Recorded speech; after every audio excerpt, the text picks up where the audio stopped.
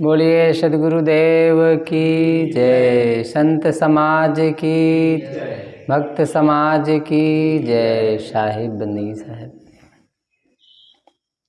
परम पूज्य गुरुदेव जी, अर्चनीय वंदनीय मुद मंगलमय संत समाज, धर्म प्रेमी सज्जनों, माताओं बहनों, आप लोगों के समक्ष कुछ बातें प्रस्तुत है। सद्गुरु कबीर साहब का एक पद है, उसकी एक पंक्ति है। साहब कहते हैं, जस जीव आप मिले यस कोई, बहुत धर्म सुख हृदय होई।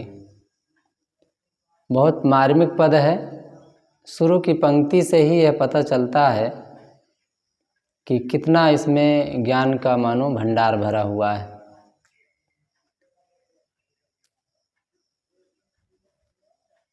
शुरू के मिलन में ही अक्सर एहसास हो जाता है, चाहे वो वस्तु के बारे में हो, चाहे लोगों के बारे में।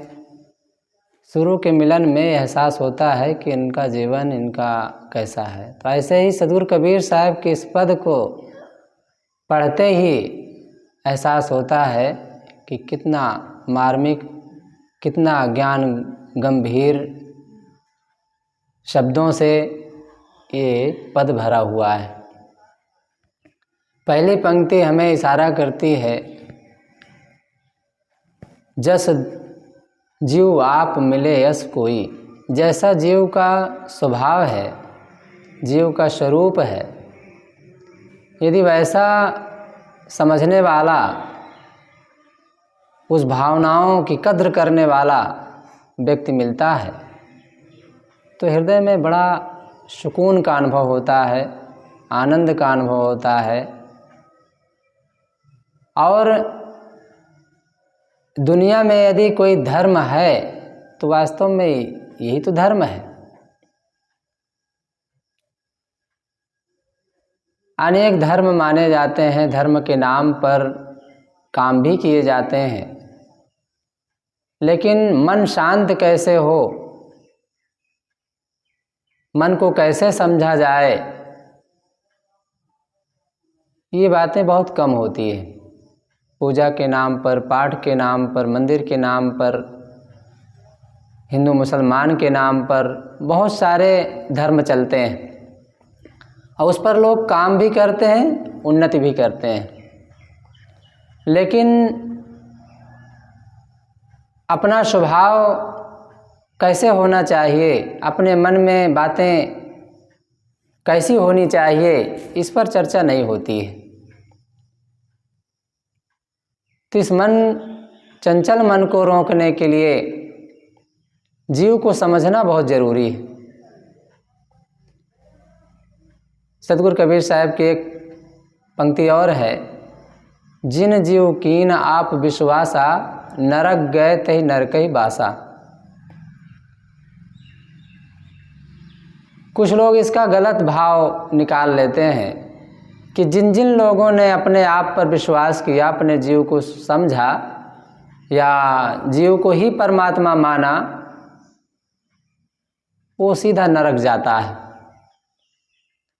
सद्गुरु कबीर साहब इतने महापुरुष थे, इतने बड़े महापुरुष थे, संतों में सिर मौर कहलाए, और वो ऐसी सोच वाली पंक्ति कैसे कह सकते हैं। लेकिन वास्तव में इस पंक्ति का भाव यह है कि जिन लोगों ने जीव को, जिन जीव कीन आप विश्वासा, जिन जिन लोगों ने जीव पर विश्वास किया, अर्थात जीव को ही परमात्मा समझा, जीव का ही बोध रखा, जीव के बारे में ही चिंतन किया, मनन किया, वास्तव में वही वास्तविक धर्म को समझ पाए। जिन जीव कीन आप विश्वासा, नरक गए तहि नरकहि बासा। यहाँ का भाव दूसरे ढंग से है। आपका मतलब होता है अहंकार, कबीर साहब की एक साखी भी है कि आपा तजे हरि भजे नक्सिक तजे विकार, सब जीवन से निर्वैर रहे साधु मता है सार। अपने आप को तो कोई त्याग नहीं सकता है, अपने आप को कैसे त्यागेगा। तो यहाँ त्यागने की बात है अहंकार के लिए कि अहंकार को त्यागो, हरि का भजन करो, सब जीवों पर निर्वैरत्व का भाव रखो, बस इसी का नाम धर्म है। संतों गुरुजनों का यही उपदेश है। तो जिन जिन लोगों ने अहंकार पर विश्वास किया, अक्सर लोगों से सुना जाता है मैं ये किया वो किया, मैं ये जानता हूँ मैं वो जानता हूँ, और मुझसे बड़ा ज्ञानी कौन हो सकता है, मुझसे बड़ा समझदार कौन हो सकता है, मैं जो कहता हूँ वही सही है। ये जो मैं अहंकार से जोड़ करके, सांसारिक प्राणी पदार्थों से जोड़ करके उस पर जो विश्वास करता है, साहब कहते हैं उसका नरक में ही वास होगा। वास्तव में अहंकारी व्यक्ति नरक में ही होता है, क्योंकि उस समय किसी को किसी की बातें उसे सुनाई नहीं देती, किसी की सच्चाई उसे समझ में नहीं आती, किसी के स्वभाव को परखना नहीं चाहता है, अपने के आगे किसी की सुनना नहीं चाहता है, तो नरक में तो होता ही है वो। क्योंकि दुनिया है, दुनिया दो से चलती है, अपनी कहे मेरी सुने सुन मिले एक होए, हमरे देखत जग जात है ऐसा मिला न कोय। अपनी कहो हमारी भी सुनो और सुन करके एक हो जाओ। जो निर्णय हो उस निर्णय पर ठार करके अपना कल्याण करो। लेकिन साहब कहते हैं कि ऐसा देखने में नहीं आता है, क्योंकि लोग अपने अहंकार को छोड़ना नहीं चाहते हैं, अहंकार को ही सब कुछ समझ लिए हैं, उस पर ही विश्वास कर लिए हैं, तो नरक तो होगा ही। साहब यहाँ कहते हैं कि जस जीव आप मिले अस कोई, जैसा जीव का स्वभाव है, जीव का स्वरूप है, जीव के एक प्रकार से स्थिरता है, या उसमें जो शांति है, उसमें जो एक आभा है, अगर उसको समझने वाला, उसकी स्थिति को समझने वाला कोई व्यक्ति मिलता है तो बहुत अच्छा लगता है। स्वाभाविक है,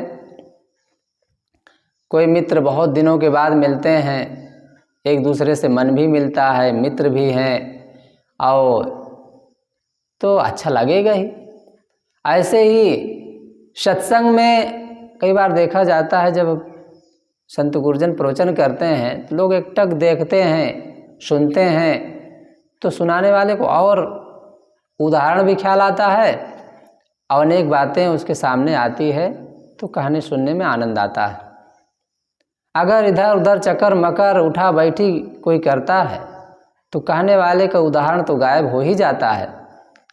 उसके मन में यही होता है कि चलो बंद करें, लगता है लोग ऊब रहे हैं, घबरा रहे हैं। तो यहाँ का भाव ये है कि जब वैसा भाव रखने वाला, जैसे कोई सत्संग के नाम पर आता है, अगर सत्संग में मन दे करके सुनता है, भावपूर्वक सुनता है और अपने शांति के लिए, कल्याण के लिए सुनता है, तो बहुत अच्छा लगता है। और वास्तव में यही तो धर्म है। धर्म का वैसे मूल स्वरूप दया है। जहाँ दया तहाँ धर्म है, जहाँ लोभ तहाँ पाप, जहाँ क्रोध तहाँ काल है, जहाँ क्षमा तहाँ आप। जहाँ दया है वहीं तो धर्म बसता है, जहाँ लोभ है वहीं पाप है, जहाँ क्रोध है, जहाँ क्रोध तहाँ काल है। जहाँ क्रोध है, एक क्रोधी व्यक्ति क्या ना कर दे कोई भरोसा होता है? क्योंकि क्रोध के समय माँ माँ नहीं लगती है, भाई भाई नहीं लगता है, पिता पिता नहीं लगता है, पड़ोसी पड़ोसी नहीं लगता है, खुद ही भूल जाता है कि मैं कौन हूँ, खुद के बारे में ही। क्योंकि अगर खुद के बारे में भान हो तो क्रोध आएगा ही नहीं, खुद के बारे में समझ हो तो लोभ जगेगा ही नहीं। कहीं न कहीं अपने आप से अपरिचित होता है, तभी उसके जीवन में ये क्रोध, ये विकार, अहंकार, ये सब घटनाएं घटती हैं और उसमें और दुखी हो जाता है और पापी हो जाता है और अपने आप से दूर हो जाता है, अपनी आत्मा से बहुत दूर हो जाता है। तो साहब कहते हैं जस जीव आप मिले यस कोई। यदि अपनी समझ वाला, जैसे हमारा स्वभाव साधु स्वभाव है, अथवा हम किसान हैं, किसान को यदि किसान मिल जाए तो उसे बहुत अच्छा लगता है, व्यापारी को यदि व्यापारी मिल जाए तो उसे बहुत अच्छा लगता है, यदि दुकान रखने वाले को खरीदने वाला मिल जाए तो उसे बहुत अच्छा लगता है।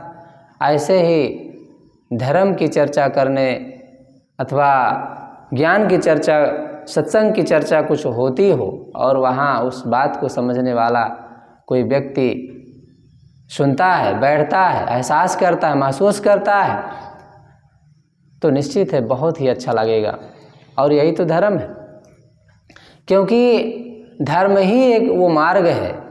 हालांकि धर्म के नाम पर तो दुनिया में बहुत कुछ होता है, धर्म के नाम पर पाप भी होता है, गुंडेगर्दी भी होती है, कत्ले आम भी होता है, बलात्कार भी होता है। धर्म धर्म धर्म धर्म के नाम पर धर्म हवा हो गए लोगों के लिए, लेकिन धर्म का सही उपयोग अगर किया जाए तो मानव से मानव को जोड़ता है, जाति पात से ऊपर उठाता है, भाई भाई के अंदर प्रेम भर देता है, पिता पुत्र के लिए श्रद्धा भाव पैदा कर देता है। धर्म वह चीज़ है जो आदमी के अंदर सुकून भर देता है, अशांत व्यक्ति को शांत कर देता है, दुखी व्यक्ति को सुखी बना देता है, भटकते हुए प्राणी को राह दिखा देता है, जीवन को सुखमय बना देता है, मानव जीवन की कीमत बता देता है। धर्म वह चीज़ है जो मनुष्यता का लाभ बता देता है। मानव जीवन क्यों मिला है, मानव जीवन का लाभ क्या है, मानव जीवन में रह करके क्या मिलेगा, या इसमें आए हैं तो क्या करना चाहिए, ये सारी सीख, सारी बातें धर्म से मिलती है। लेकिन ये बातें तब समझ में आती है जब हम सत्संग करते हैं। अवसर की पहचान हमें होनी चाहिए।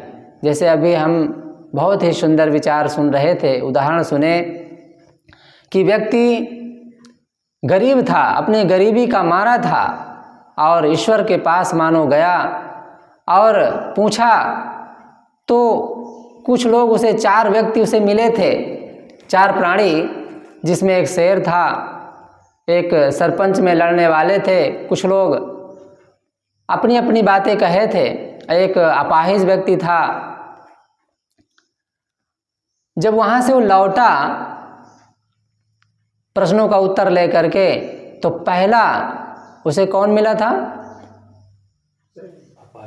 अपाहिज मिला। तो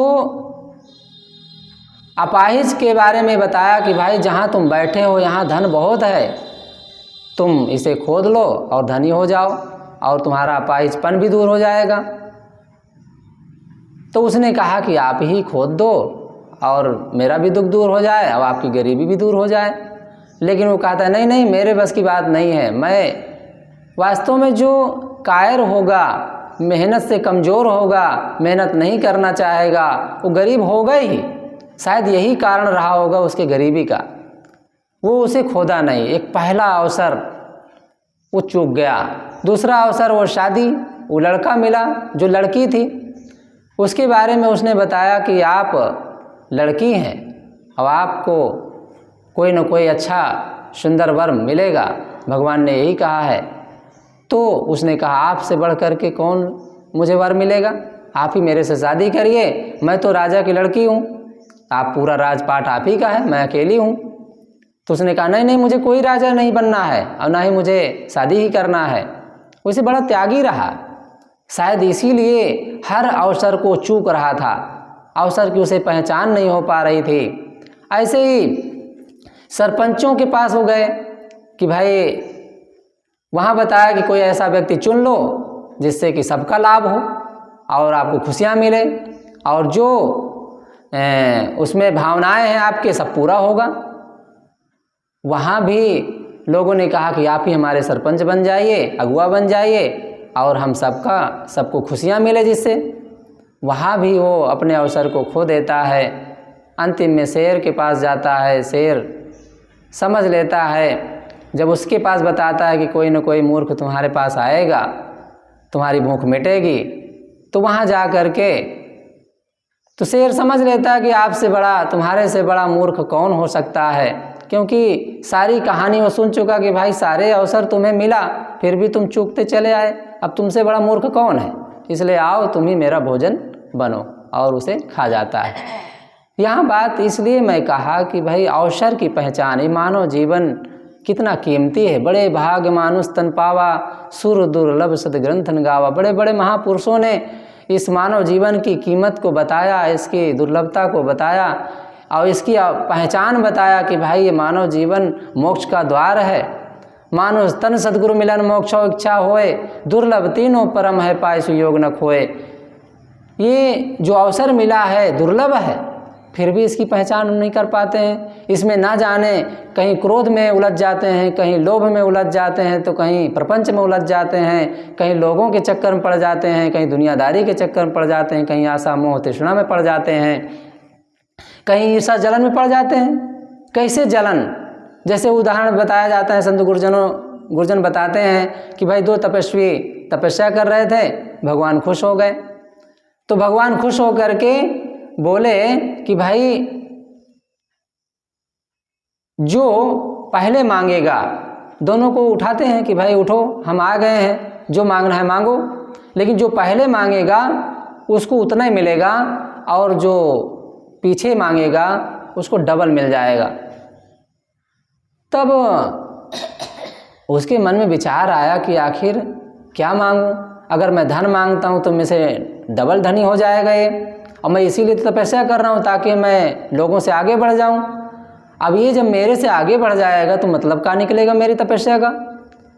तब दिमाग लगाया और इतना बड़ा दिमाग लगाया और भगवान से कहा था, हे भगवान अगर आप देना ही चाहते हैं तो मेरी एक आँख फूट जाए, मेरी एक आँख फूट जाए।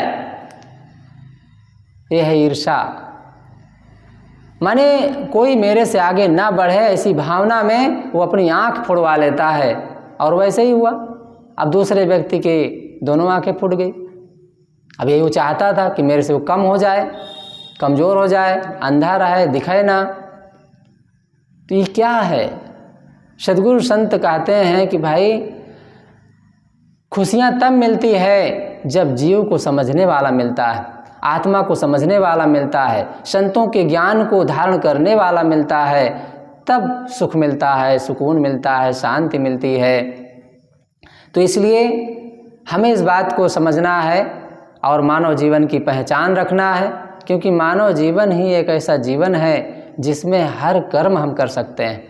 पाप वाला भी कर्म कर सकते हैं और अच्छा धर्म वाला काम भी कर सकते हैं, बशर्ते दोनों में अंतर है। यहाँ नेकी बदी दो रास्ते हैं, गौर से सुन लो, तुम्हें चलना है जिस मार्ग से अपना रास्ता चुन लो, मगर चलने से पहले सोच लो अंजाम क्या होगा, भलाई कर भला होगा, बुराई कर बुरा होगा। सोच लो, आप जो करेंगे वो आप ही को होगा। अच्छा करोगे तो आपका, क्योंकि बोया पेड़ बम्बूल का तो आम कहाँ से खाए। आम बोने वाला आम पाता है, कांटा बोने वाला कांटा पाता है। बस यही हमें ख्याल रखना है, क्योंकि मानव जीवन मिला है धर्म के लिए, मानव जीवन मिला है शांति के लिए, मानव जीवन मिला है एक दूसरे की सेवा के लिए। अगर ये काम हम कर रहे हैं तो ये मानव जीवन मानो सफल है, और ये मानव जीवन की मानो हमें पहचान है। और सबसे बड़ी पहचान है जवानी, क्योंकि ये काम बुढ़ापा में नहीं होता है, ये काम बचपना में नहीं होता है। एक ताकत, एक ऊर्जा, एक शक्ति की ज़रूरत होती है जो जवानी में होता है। जवान व्यक्ति कोई भी काम कहीं भी हाथ लगाए, किसानी में लगाएगा वहाँ सफल होगा, व्यापार में लगाएगा वहाँ सफल होगा, और किसी भी क्षेत्र में वो लगेगा जरूर वहाँ सफल होगा, बशर्ते वो तन मन से अच्छे ढंग से विचार पूर्वक लगेगा तो सफलता जरूर उसे मिलेगी। तो सद्गुरु इस पंक्ति में बताते हैं कि जस दुख दे जस जीव आप मिले यस कोई, बहुत धर्म सुख हृदय होई। जैसा हमारा जीव का स्वभाव है, स्वरूप है, शांत स्वरूप है हमारा जीव, अजर है, अमर है, अखंड है, अविनाशी है, वास्तविकता की समझने वाला या जीव को समझने वाला कोई दूसरा व्यक्ति मिलता है, उसके भाव रखने वाला, वैसा जीवन जीने वाला, तो बड़ी खुशियाँ मिलती है, प्रसन्नता मिलती है, लाभ मिलता है। एक तम्बाकू खाने वाले व्यक्ति को तमकहा मिल जाता है तो उसे बड़ा अच्छा लगता है। एक बीड़ी पीने वाले को बीड़ी पीने वाला मिलता है तो उसे अच्छा लगता है। एक बुरे इंसान को बुरा इंसान मिल जाता है तो उसे अच्छा ही लगता है। लेकिन एक धार्मिक व्यक्ति को, एक सज्जन व्यक्ति को, एक भक्त व्यक्ति को, एक साधु स्वभाव वाले व्यक्ति को यदि वैसा कोई मिलते हैं तो उन्हें बड़ी खुशियाँ मिलती है। और यही तो धर्म है। धर्म, बुरा करो वो भी धर्म है, अच्छा करो वो भी धर्म है, लेकिन धर्म में अंतर है। एक कांटा बन करके सामने आता है, जंजीर बन करके आता है और दुखदाई बन करके आता है, और एक में सुकून, शांति और अमरता लेकर के आता है। बस धर्म की पहचान होनी चाहिए। धर्म एक शब्द है, चाकू एक शब्द है, चाकू को कहाँ प्रयोग करना है आपके ऊपर है। मोबाइल आपके हाथ में है, उसको कहाँ प्रयोग करना है वो आपके ऊपर है, क्योंकि मोबाइल आप ही का है। आप कैसे प्रयोग करेंगे, उसमें बड़े बड़े ज्ञान, व्यापार, धन सब कुछ हो सकता है, लेकिन उसी में चोरी, बेईमानी, ठगी, छल कपट ये भी सीखा जा सकता है। मोबाइल सब सिखाता है, मोबाइल में जो बोलो वो सब आ जाता है। ऐसे ही आप अपने शब्दों का या हम अपने शब्दों को कहाँ प्रयोग करते हैं, कहाँ लगाते हैं, ये हमारे ऊपर है। ये जीवन हमारा है और बहुत कीमती है। अगर इस बात को हम समझते हैं तो इसे सही जगह लगाएं, क्योंकि सही जगह लगाने में ही शांति मिलती है। तो साहब कहते हैं, जस जीव आप मिले यस कोई, बहुत धर्म सुख हृदय होई। तो इस चंचल मन को समझने के लिए हमें धर्म का सहारा लेना चाहिए। और धर्म कहीं आगे पीछे या दुकानदारी में नहीं मिलता है। धर्म हमें संतों के सत्संग से मिलता है, गुरु के ज्ञान से मिलता है। तो क्योंकि वहीं धर्म के बारे में बताया जाता है, वहीं विवेक जागृत किया जाता है। क्योंकि बिना विवेक भटकत फिरे पकड़ शब्द की छाँ, शब्दों की छाया, शब्दों का भंडार तो लगभग सबके पास है, लेकिन बिना विवेक के हर आदमी उलझा हुआ है, दुखी है, पीड़ित है।